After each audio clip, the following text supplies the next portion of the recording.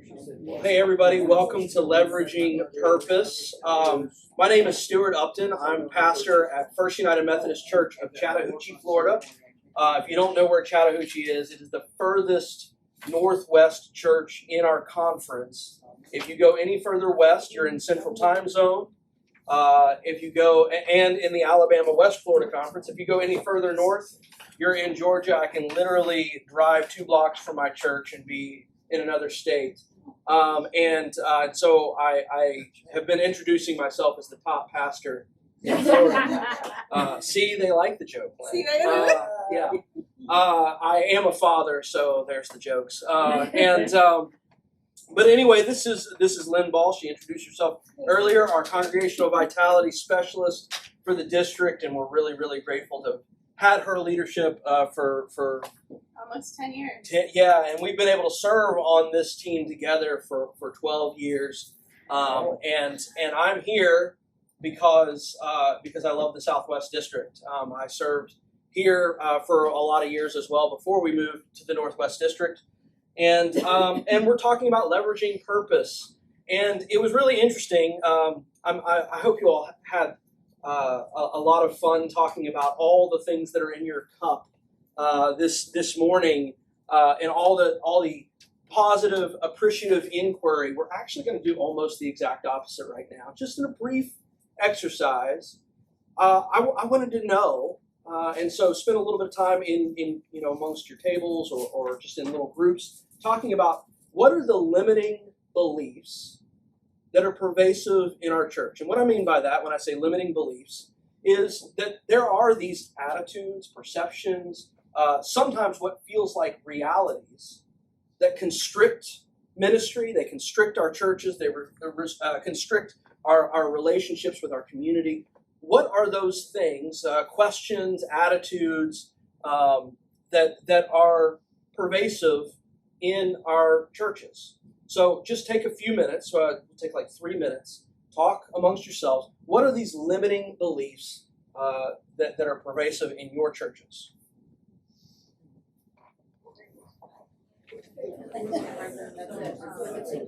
All right, so let me have it. We're going to make a list up here. What are some of the limiting beliefs in your churches? Church should be the way it was 30 years ago. Okay, yeah. Church should be, okay? Should be like it was back then.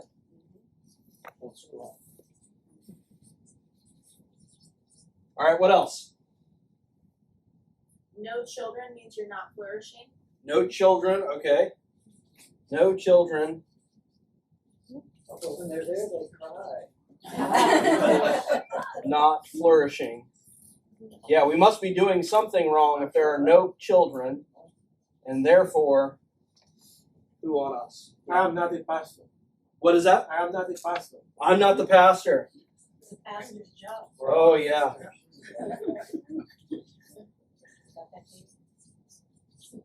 At my age. Yeah. ...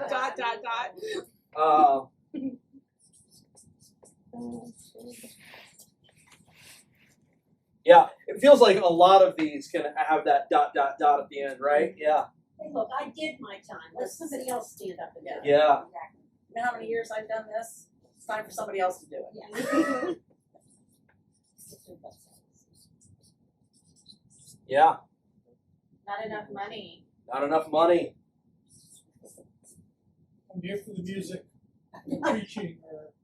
I'm just here as a consumer. Yeah. Yeah. I'm here because my spouse made me come.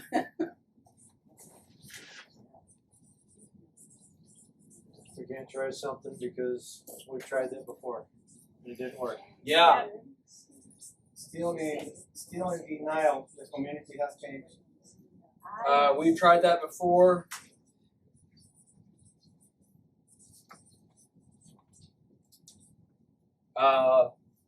Lack of touch with the community.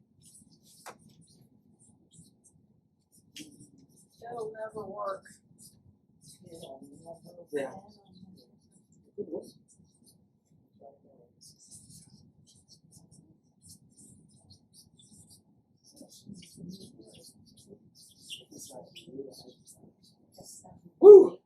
Okay, so like I'm feeling like I'm gonna start like writing like this and upside down and go on to the next sheet. I think it is good, right, to take a breath, take a pause. When thinking about the limiting beliefs, I think about Jesus walking out on the water, and he walks past Peter on the boat, and Peter says, if you call me Jesus, I'll step out of the boat. And I feel like, I imagine that at some point all of us had that moment of, yes, Jesus, I'm going to commit to this mission. If you'll just call me, I'll just do it. I will. And I think it's a really important thing to take a breath and remind ourselves of the simplicity of a few things. 3 things in particular. The first thing is that Peter didn't drown, right? And so, I can think that as Peter steps out of the boat, he starts looking around at the waves. He starts thinking about limiting beliefs, right? The limitations of his surroundings, the limitations of his own ability. But he didn't drown. So there's like this simplicity, right? That it's not our call. It's not our mission. Jesus is the one who gives the call. He's the one who gives the mission. And because of that, Peter didn't drown.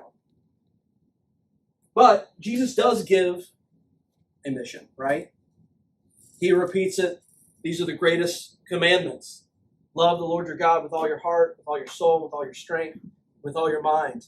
And love your neighbor as yourself. So I just wanted to pause when thinking about these limiting beliefs, because we can really spiral,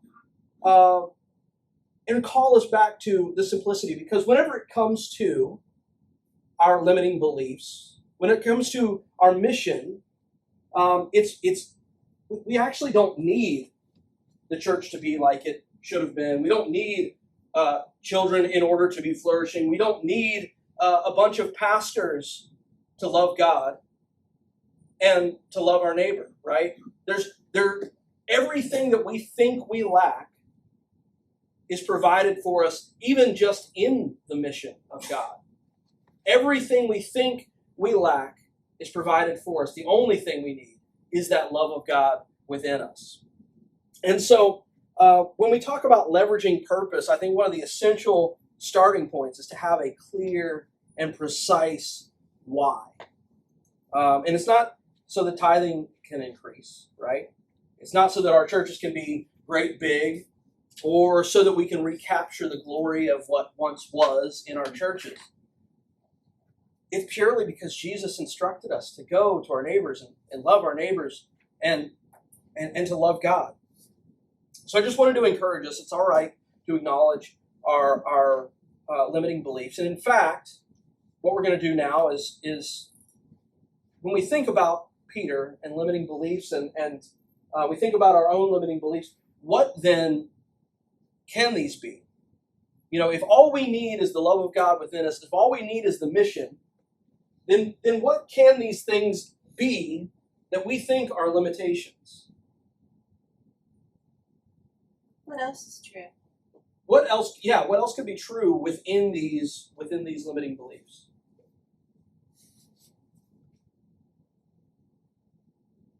They can all be overcome. They can all be overcome. Okay.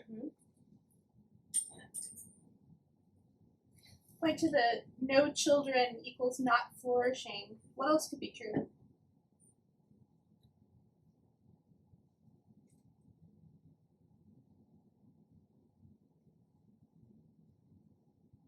I should say, is this necessarily a reality? No. What else could be true in this? Maybe you're the community. Maybe you're not flourishing because you're focused on children instead of focusing on what's in front of you. Maybe the church is flourishing in another area. Flourishing with no children. Or similarly, at my age, we can't do this because we're too old. What else could be true in that? You have skills and abilities that younger people don't have. That are developed over time. The most efficient way of doing things. Yeah, absolutely. What about the church should be like it was? What else could be true?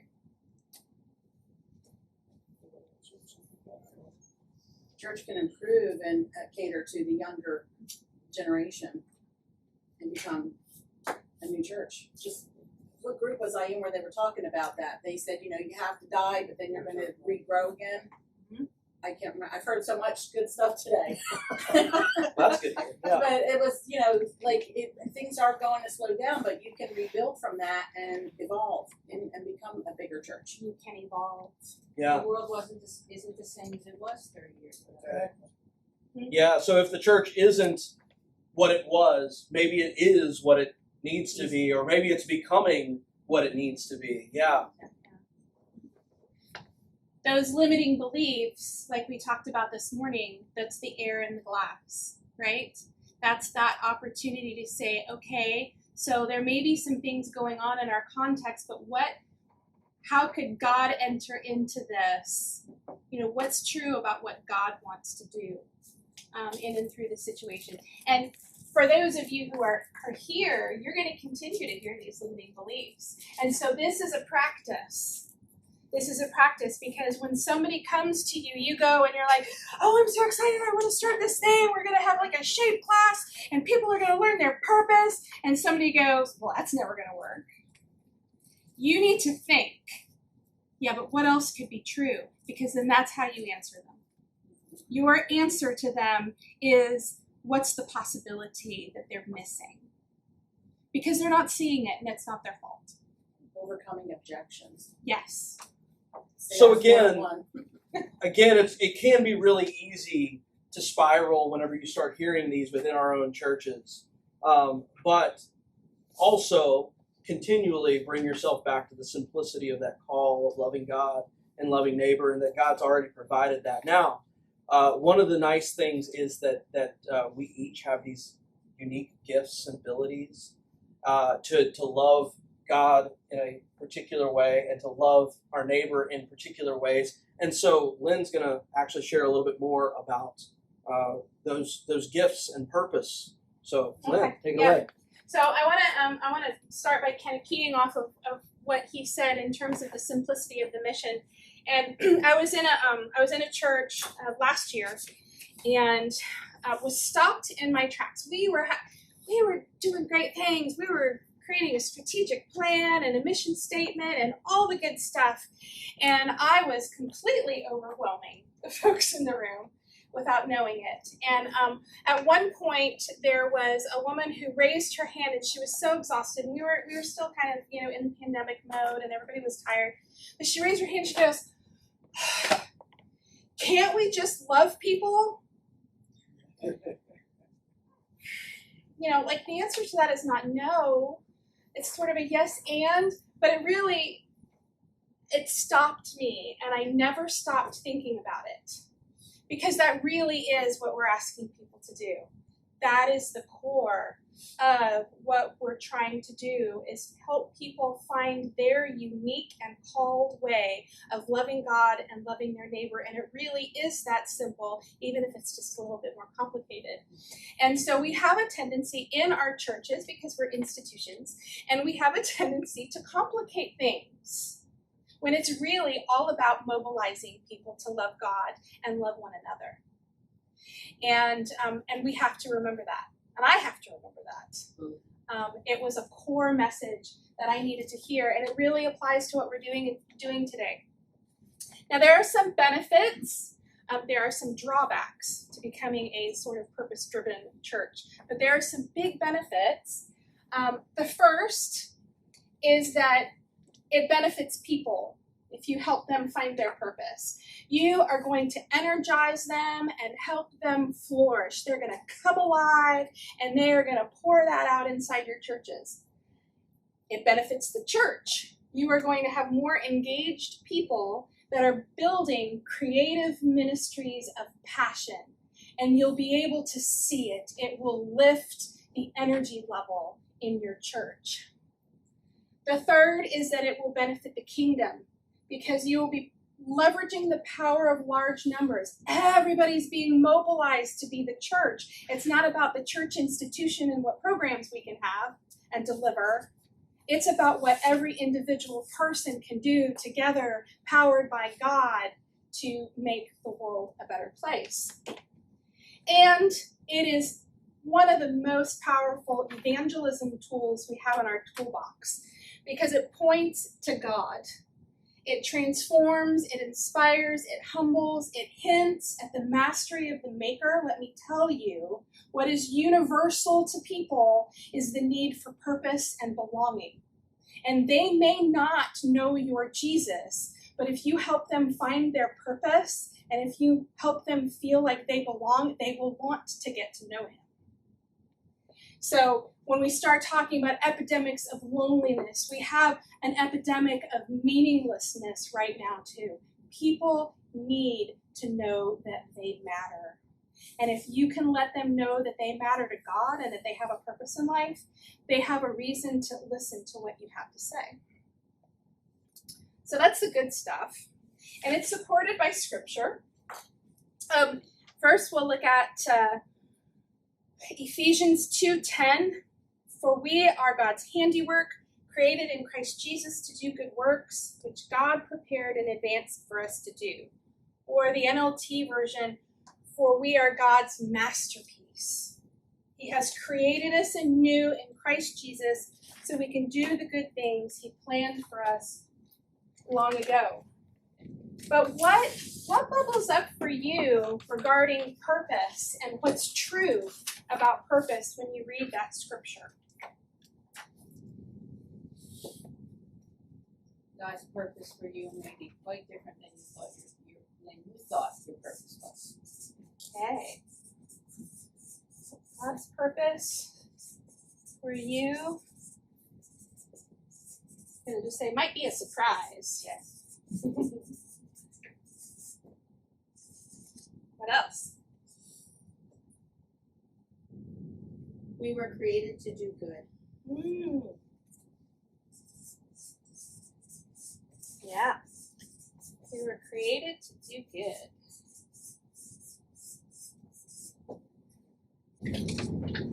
It's deliberate and not random. Deliberate. Not random.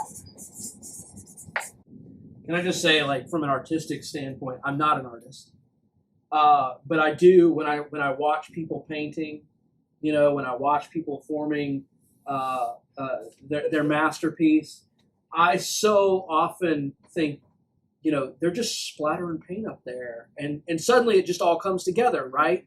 But everything tends to be rather deliberate. Yeah, so I really like that observation.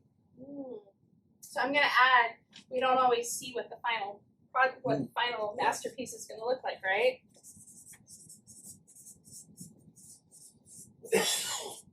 We're a masterpiece whether we see it or not. Well, I'm created to do good, I'm created to be able to do good. Creative with the ability. Yeah. Yes, so Don't undersell ourselves. yeah. Mm-hmm. We are a premeditated project. Yes. This is a great group. Yeah. Not to say anything about the group before, they were fine. Yeah. All right. Well, I he can't asked a spell question, so Premeditated. Yeah. So we were created on purpose. We're designed by God. We're equipped by God. And it was planned ahead of time. Yeah, let's take a look at another one. Jeremiah 29:11, right? Many of us are familiar with this. For I know the plans I have for you, says the Lord. Plans to prosper you and not to harm you. Plans to give you a hope and a future. So what does that say about what's true if people step into their purpose? What will happen? What do they have? You're going to drown. Say that again? You're going to drown. Yes, you Prosperity without harm. You Yeah. won't drown. That's right. And you have Hope. And what? You're not lost. Not lost. Yeah. Living your purpose. So you got a future, right? Now what about, so that's the individual side. What about if we think about the church corporately, all together? Yeah, so looking at 1 Corinthians 12 then. Verse 7 starts, a spiritual gift is given to each of us so we can help each other. And so then in verse 14 through 18, yes, the body has many different parts, not just one part. If the foot says, I'm not part of the body because I'm not a hand, that does not make it any less a part of the body. And if the ear says, I'm not a part of the body because I'm not an eye, would that make it any less a part of the body? If the whole body were an eye, how would you hear? Or if your whole body were an ear, how would you smell anything? But our bodies have many parts, and God has put each part just where He wants it. So what does that say about the church corporately as individuals living together as the body of Christ? What does that say about purpose, the purpose of the church? Keep the body functioning. Keep the body functioning. Okay. You have a role and a duty and a responsibility to do your piece. Have a role. Okay.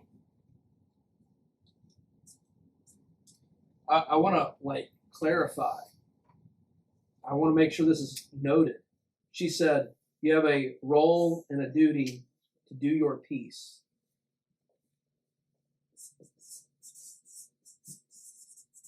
Okay. I think that's just noteworthy as we have this conversation.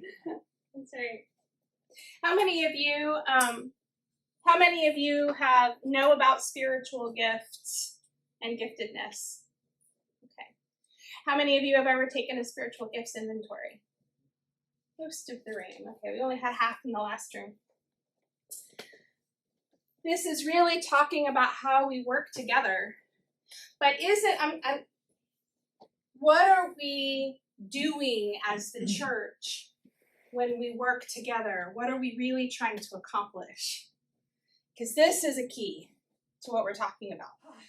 We have to tap into each individual's gifts in order for the whole body to function. And if we all try to force us to, well, this is what we need to do. If we pigeonhole, then we're going to die. Oh, man. Yeah, all right. All right, See you thank guys, you. yeah. Thank you. We're done. Yeah. Thank you for that segue. So how do we usually do? Yes, no, exactly. Because how do we usually do this as the church? Do we really tap into people's gifts in order to accomplish God's will, or is it a little more institutional than that? Right? Okay, you already did it. Thank you. You're awesome. Typically, we've got the 20-80 rule, where 20% of the people do 80% of the work. Right? And, how's that working for us? That's so great.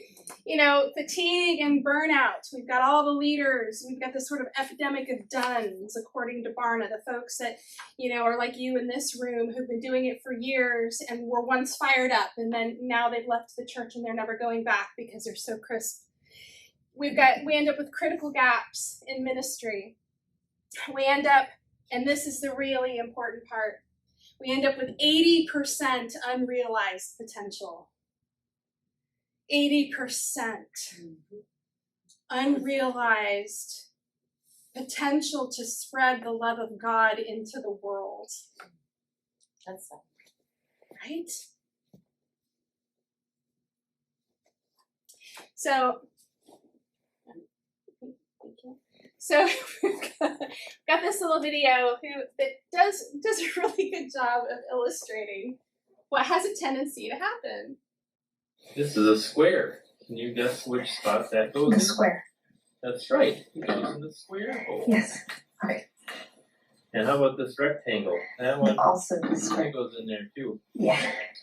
Up next, we've got this thin rectangle. The thin Can you guess rectangle. where that goes? The thin rectangle. That's right. It goes in the square hole. And up next, A cylinder. I think that goes in The circle. the square hole. Now, we've also got the semicircle right here.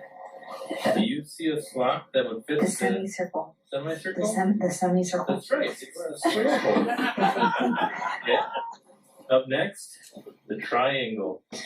You know what hole that goes The in, triangle. right? The triangle. That's right. And up next, we have the arch. The arch. The arch. You guessed it. The arch. It goes in the square hole. Oh my gosh, that's exactly what we do in our churches, isn't it? We approach volunteerism with, we need blank, right? And we take the willing, anybody who's willing to be put in a hole gets put in the hole we want to put them in, right? It's determined by what we think is most urgent at the time. It doesn't have anything to do with the way they're shaped. And her reaction was distress. Precious. Yeah, she was. Exactly, because she knows what everybody knows at some kind of a base level, and that is that they want to fit, they want to have purpose, they want to be using, who they are in a way that matters, and they know when they don't. They really do. And they'll do what you've given them to do for a while, and then of course after they've done it for a while, we leave them there because they've been doing it for a while, so now they have expertise in that thing. Are like, yeah, but we need you. You can't stop doing this. Then there's going to be a hole. And so now then, they said yes at some point, even if they had some, trepidation about it to begin with. Now they're stuck doing it forever. Mm-hmm. And nobody wants to take the job from them because they're doing such a good job. Bingo. Exactly. And so what we have done is we have trained the people in our church to ask, we have trained them that the idea of servanthood is to ask, what can I do for my church? Instead of, what is God uniquely calling me to do for the kingdom? We're mobilizing our folks with the wrong question, and they don't even realize it because they're just trying to be faithful. Or they're fleeing and ignoring you and not signing up and doing all of the things because they don't want to get stuck, right? So, as a way of example, for years I did the membership ministry in my church, and I saw this great opportunity to teach values and teach the mission statement and all of those things. And so I used to do spiritual gifts with folks and teach them about, how to kind of figure out, what their purpose was. Even in doing all of that, with that messaging and all of those pieces and saying, you were, made by God as a masterpiece to do your own thing, even giving that explicit message, this is what happened. I decided to have anybody who scored high on leadership. I thought, I need to have a personal conversation with these people and find out what they want to do. So I called them individually into my office, and Jen was the first. And she comes in and she sits down, and I said, so, you scored, number 1 on leadership. What would you like to lead? And she goes, well, I've been involved in the children's ministry, and I could lead a small group, but I have limitations. She has an autistic son, severely. She goes, I've got limitations, I have to this, that, and the other thing, and take care of my son. And I said, no. If you could lead anything, what would it be? And she goes, oh, can I do that? I said, yes, anything you want. Well, I would lead a special needs ministry. I said, okay. What do you mean, okay? Let's do it. We can do that? Yes, we can do that. that epiphany of purpose changed her life. She started this incredible ministry a respite ministry to families of special needs children, tapping into her experience and her passion. And she teamed up with Mrs. Judy, who was an incredibly competent person who had been on the fringes of our church for 25 years, but who had never gotten deeply involved because she also has an adult special needs child that she was still caring for. And they teamed up and they started this beautiful ministry, amazing, changed lives. During the pandemic, it was one of 2 ministries that continued without hiccup through the entire thing because they didn't want to let go of each other. Because it was so full of love and so full of hope and so full of passion. They all knew it was what they were supposed to do. The funny thing is, how was it an answer to prayer? So there was an associate at the church who for 5 years had been trying to recruit somebody to start a special needs ministry. And it failed, and it failed. He'd put people together, he'd ask, he'd put them together, and it would never happen. 5 years of failure. He had just about decided that it wasn't going to happen. He's like, I guess I must have been wrong. And so I called him up and I said, hey, guess what? He's like, what? And I'm like, I've got you a leader for your special needs ministry. And he's like, what? And I said, I think it's going to go. Within 3 months, they were up and running. And it's one of the most impactful ministries that we ever had at the church. If I hadn't pushed, she wouldn't have done it. I had to get her in a mind space of, no, get outside of what we need. Get outside of these 4 walls if you need to. If you could do anything, I had to liberate her from our institutional thinking. And the thing was, it took her seconds. Like, there was no discernment. It was there the whole time. She knew exactly what she was called to do. She just didn't know she had permission to do it. And she didn't have anybody to equip her. And so we came alongside her, we equipped her, we built her a team, we gave her space, we gave her money, we did the stuff, and she was off like a rocket. So I want to talk a little bit more about what kind of culture you have to create at your church in order to see those kinds of things happen. There's 4 big pieces, and there's many, many more, but there are 4 big pieces that you need to do to be a church that develops people and helps them to uncover their purpose. The first is that you need to teach missional values, right? You need to be teaching people what they're supposed to do. They're supposed to go out into the world. They're supposed to live into their call, all of those things. I put that above the line because I know a lot of my pastors in the room. I know that lots of you teach this. I know that you have Sunday school classes that teach this. I know that people hear this message a lot. But I think, like Jen, they don't really know the full meaning of what that means for them. And so it's above the line because I think that happens. But I think we have to do more of it with a different kind of messaging about the freedom that they have to be able to accomplish that. And that comes to these other 3 pieces that are below the line. This is the talk. Oh yeah, you need to follow Jesus and transform people in the community, right? That's what we say. But if you're not encouraging them to discover who they are and how they're designed to do that, if you're not giving them permission out loud to go do it, and if you're not equipping them for the job and deploying them on purpose with teams and support, this is lip service. We've given them a task that they're not likely to accomplish on their own.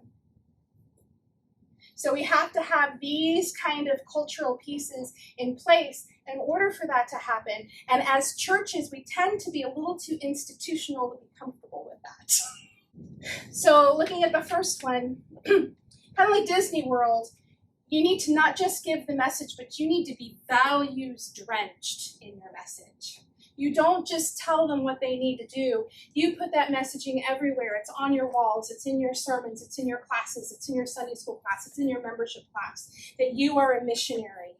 You are called. You are gifted. God has something specifically for you to do, and we want you to do it. You have to say that. You're going to have to be less program heavy. We love our programs. We're very organized, right? Because if you have lots and lots of programs, then what happens when there's a gap in the program? We have to fill it, right? So we end up with this sort of gap mentality or this sustaining. We've got to sustain what we have, and therefore we need to put people in these positions in order to sustain what we have. And when we do that, then we may be keeping them for the thing that they're really called to do. A different story that I shared last time, but it really goes with it. When I first got to Edgewater, I had a 2-year-old. And so I was told, you have to teach in the preschool class. Like, you have to serve in the nursery if you're going to put a kid in the nursery. I said, I don't do other people's children. And they said, well, you have to. I said, no, you don't understand. I don't babysit.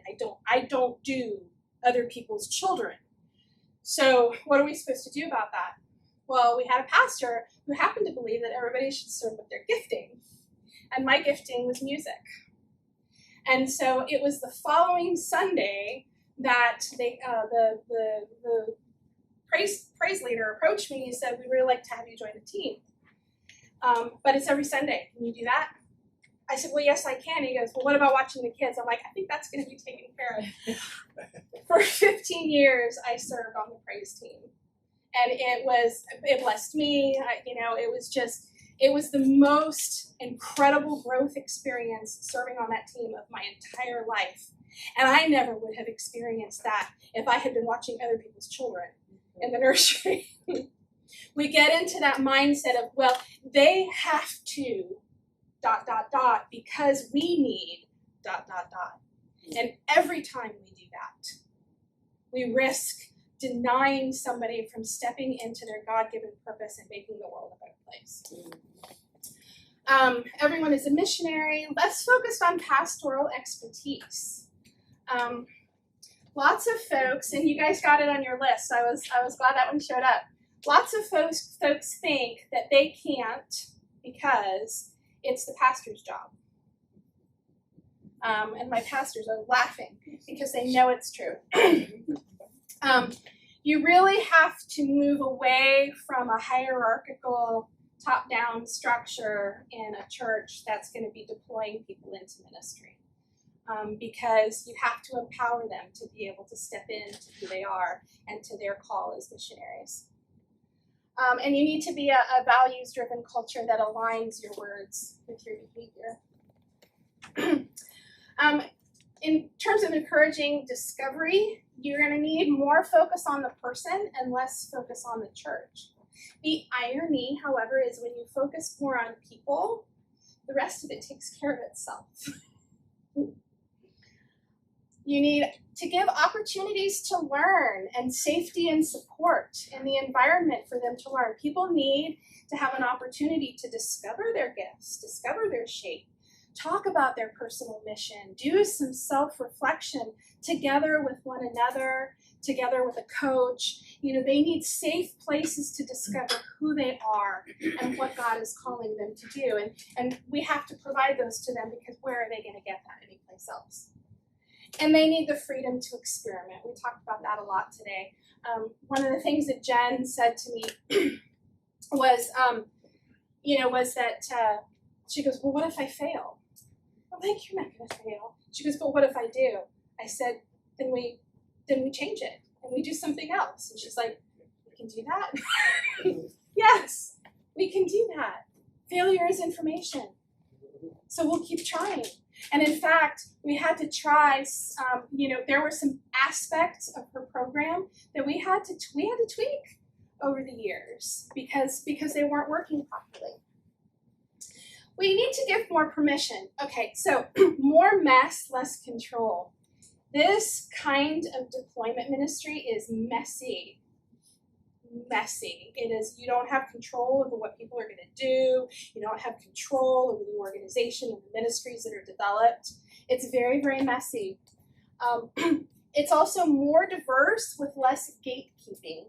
And there's more empowerment and more leaning into yes. And one of the important things to point out about this is that there's always going to be a tension in your church between control and letting the cats run around outside. Okay? Always. And, you know, you can kind of vacillate back and forth. But in the beginning of my ministry, I really started off on the control end, being like, you know, we've got to keep our ducks in a row. We need to produce things of quality. And the more I went in terms of deployment ministry, the farther along I got, the more I realized that, you know, God, like, he means it. He calls everybody. Everybody. Whether I like them, whether I agree with them, whether I think they're competent. So, second story was Jeannie. Love Jeannie. So Jeannie also came into my office, had scored high in leadership, and she came in with this ginormous binder.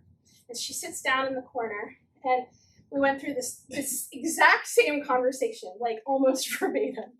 And so we get to, you know, she's like trying to, I don't really know what I'm supposed to lead. I said, what's in your lap? And she goes, oh, this? I said, nothing. Like, well, you brought it here for a purpose. What is it? She goes, well, it's my book. I'm like, what do you mean it's your book? What's it about? And she goes, well, I'm writing a book on, like, to support people who are suffering with disabilities, and, you know, how they can live through their pain every day, how they can find coping strategies. I'm like, wow. And I said, well, what do you want to do with that? And she goes, well, eventually I'd like to have a support group for people with disabilities. I'm like, okay. What do you mean, okay? Let's do it. She goes, what? Now? She goes, my book's not done. I'm like, well, how many chapters do you have written? And she's like, well, I mean, it's about 3/4 of the way done. I'm like, oh, okay. So let's start with the chapters that you have. And so, but here's the problem. Not everybody in the church thought that she should lead something. You know, there was a question, is she polished enough? You know, she's never really led anything. Is she going to be good at that? Is, you know, is it going to be, you know, is it going to succeed? I'm not really sure. You know, is it going to embarrass the church? I'm not really sure. And I said, we're gonna do it. And I said, I'll be responsible. That second ministry that continued through the pandemic because people loved each other so much and they were so passionate about what they were doing. Guess which one it was? She created a support group that everybody wanted to be in her support group because she loved on them so well. She had everybody. She wasn't looking for people with mental disabilities, but she ended up gathering together all of the people who felt marginalized and lost and not good enough, and they all landed in her group, and they created the most beautiful and loving family. You couldn't pry them apart. It was fantastic, and it never would have happened unless we had done away with the gatekeeping and said, you know what, maybe God's calling her to do that. And he was. I get really excited about this, so I have a hard time sticking to my notes. We've got to equip and deploy. Jen had a former life, and she had a lot of business capacities that she was able to just kind of launch. Jeannie needed some leadership training, so we gave it to her. Okay, so we had small group leadership team training. We gave both of them teams so that they weren't doing it alone. Okay, we needed to do an outward investment. The thing that happens here is if you're going to invest in people doing what God's calling them to do, then you have to be ready for the fact that it may not end up having anything to do with your church. It might not look like marketing. It might not look like invitation. It might not look like something that's going to grow the church. It looks like them going out into the community to spread God's love. And so you need to be ready to invest in sending people out as opposed to keeping the money within the church. And you need to have a streamlined structure. Some churches in our district, a number of them, have been going towards a single board nonprofit model because it's streamlined. It's more effective. We're very top heavy as United Methodists, but that's a much more streamlined structure. And guess what gets to happen to all of those faithful leaders who for years maybe have been cycling through the seats on those particular buses and are, and will never give it up unless somebody tells them they have to because they're, afraid nobody else is going to do it, right? Guess what they get to do now? They get to do ministry. They get to find out what they're called to do and what God wants them to do, and then you get to equip them to do it. And so now all of a sudden you have all of these seasoned leaders who are able to pick up the mantle of ministry and do something radically new. So one thing that I wanted to talk about before we get into these resources Yes. was the whiteboard. Oh, the whiteboard. Okay. So, yes, talking about institutional holes and the square holes that we put people into. When I first got to Edgewater, a bazillion years, it's been 21 years now, we had a pastor there who had this room-sized whiteboard. And I walked in there one day, and he had this huge, elaborate organizational chart of his dream church. And it was full of all of these gaps. Like there were more gaps than there were people on that chart.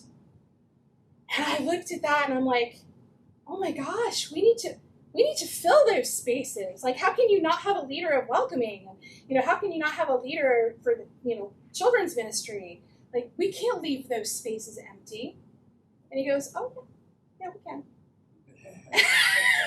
I'm like, why? And he goes, because I don't want somebody in that seat who's not called to it. And God is going to call somebody to that seat. And if it's not empty, they won't even know that they need to step into it. And so he had this incredible patience. And so what he would do is he noticed people that came into his church, and he would notice them, and he wanted to know what are their gifts and what are their passions and where might they sit. What might God be? Why did God send them to this church at this time in this place? Because he did for a reason. And he assumed that God had sent them there for a reason, and that it was his job to uncover it and deploy them into the right place, either in the organizational chart or somewhere out in the world. And our church during those years, even though it was only a pastor, and in those years it was a pastor and a secretary when I got there, and we had about 125. By the time he left, we were right around 450, 500. This was a couple of years later, and with thriving ministries, all run by volunteers, almost no staff. Thank you. So we have a tendency to think in terms of what we need. But the reality is we need to be asking, what does God want to do with that empty space? And who is God calling us to be as a church? How can we maneuver so that we are doing the things that God has called the people in our church to do? And that's a big paradigm shift. It's messy, it's difficult, you will get resistance, full stop. We have some resources. When Exponential is a multiplication organization, I don't know if any of you have heard of them. They have a Made for More series that they did, and there's books and there's leadership materials that was really, really fantastic. And it really goes into detail about some of the paradigm shifts that you have to make as an institutional church in order to become a church that deploys people into purpose. There's a lot of soul searching that you have to do, and some difficult choices that have to be made about how you're going to get the work done, which is the basis of, a church culture. Cultures are hard to change. And this gets to the root. When you start talking about how things are done around here, it's difficult. So it helps your leadership to walk through that. They are fantastic. Saddleback Church, Purpose-Driven Life, has been around forever. They've changed their model a little bit over the years. And I know some people are not in love with Saddleback's Purpose-Driven Life, but they have produced good materials, including the SHAPE idea. SHAPE is spiritual gifts, hearts, abilities, personality, and experience. And if you take somebody through SHAPE, it really gives them an opportunity to look at themselves and their lives as a whole, to figure out how they are shaped to serve. It's really a good program. And I'll just add into that, like, I have in my stack of papers over there, my spiritual gift inventory and the disc profile, like my stuff that I've done through that. I'm actually going through that with my church like tomorrow. I'm brand new at this church, and so they're figuring me out, and I'm figuring them out, and so as part of that process, and again, saying that I'm no expert but a practitioner, like I'm using this resource as well. Saying Mike Slaughter's Dare to Dream. The book is titled very well because it's really a tremendous encouragement at carrying churches through their big, hairy, audacious goal, and just really seeking to unlock the potential in churches. And the last one I'll talk about, and you might chime in as well about it.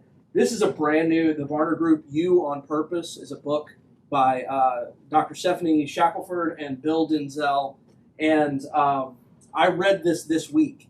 Like, I'm learning all of this new stuff. And as I read this book, my sister, I do an online Bible study, and my sister's up in Ohio, and she's like started joining me for my online Bible study, which is, I just can't explain unless you know us how crazy that is that she's a part of that. But anyway, she was sharing just a prayer request. She's a teacher, and she said, I'm taking the year off from teaching, and I'm trying to figure out what's next in my life. And so we prayed for her and every other prayer request, and then I read this book, and as soon as I read it, I called her and said, like, this is a very clear answer for the next step for you. It's really an incredible, Barna Group being the demographic, statistical, everything kind of group. It's very organized and really an incredible resource. So I would commend that to you. So there are other resources on the list that we gave you. Best practices are to get clear about your missions, your missional values, and put them everywhere. Offer to help people discover their purpose. You need to have classes. You could do sermons and align them with a Bible study that walks people through a process. You have coaches who will talk to people about what they want to do, follow up with volunteers to see if they're happy, if they want to do something else, or if they need to not be volunteering in the church and be doing something entirely different. You need to have people in place to be able to support people through this process in order for it to happen, or it won't. It won't. But it's also, tools are great. But if you don't make those cultural shifts to being permission giving and all of those things, then all the tools in the world won't help you to create a church in which people are being deployed into their purpose. Now I wanted to address this, the age question. I know we have a lot of folks in our churches who feel like they've gotten past the years of their usefulness. And I'm going to read you a quote from one of my favorite books, The Noticer. Has anybody ever read that? By Andy Andrews. Okay, well, you've got to read it. It's amazing. The noticer is this little old man who walks around and enters into people's lives and sees what they don't see. And so he encounters this older woman who's waiting to die. She's lost a lot of people in her family. She feels tired and useless and alone. And so he gives her a little perspective. Willow's lip quivered and her voice broke. I've outlived my usefulness. How in the world did I get so old? The noticer replied, who gave you permission to decide that you had nothing more to do, nothing more to offer? If you are breathing, you are still alive. If you are alive, then you are still here, physically, on this planet. If you are still here, then you have not completed what you were put on earth to do. If you have not completed what you were put here on earth to do, then that means your very purpose has not yet been fulfilled. If your purpose has not yet been fulfilled, then the most important part of your life hasn't even happened yet. She was silent and then said softly, that's my proof of hope. Helping people discover their purpose gives them a deeper hope than they may ever know in their faith walk. It has so much value, and it's worth getting messy as a church to do it. So I just want to encourage you to do it. Do you have any questions? We're right at. I just turned it off, but no, it's okay. Yeah. Any questions? So I also just wanted to say real quick that if you haven't been able to tell, Lynn's very passionate about this. She's our congregational vitality specialist for this district, and she is here for this purpose. And so if you in your churches are struggling getting started with this process, struggling in any sort of way, there's a whole team of us that are passionate about this. And so call the district office, talk to Sandy and say, hey, put me in touch with the Congregational Vitality team. We're happy to come and help in any way. I know Lynn is, and I will drive all the way down from the Panhandle every single time just to be with you all. And so absolutely use that resource. But yes, any questions? Yeah, I have a question. I just, on your resource list, have you heard of Living Your Strengths, the Gallup organization? I have. Yeah, that's the one where I did my stuff, and it's a really good Bible study that goes with it for 7 weeks. That's actually, yes, everybody write that down. That's a good one too. I was just kind of... We did that at our church, and I never had heard of anything. I knew about DISC and all that other stuff, but this is geared to churches. Okay. And they have What was it called again? Living Your Strengths, and it's by the Gallup organization. And each book has your own test in there, but then you get the journals and you do it as a Bible study. It's a good program because it is biblically based, and they have a Protestant version and a Catholic version. Not that any of us but I mean, if you have Catholic friends, and they've gone through it, it's something you can, it is a very good program. Okay. Anything else? Thank you. Well, I thank you guys so much for being here today. I thank you, since we're at the end of the day, I thank you for your willingness to come from all over the district to be part of today, and encourage you to fill out your feedback forms. We read every single one. So thank you, and safe travels to you as you go back to your church homes. So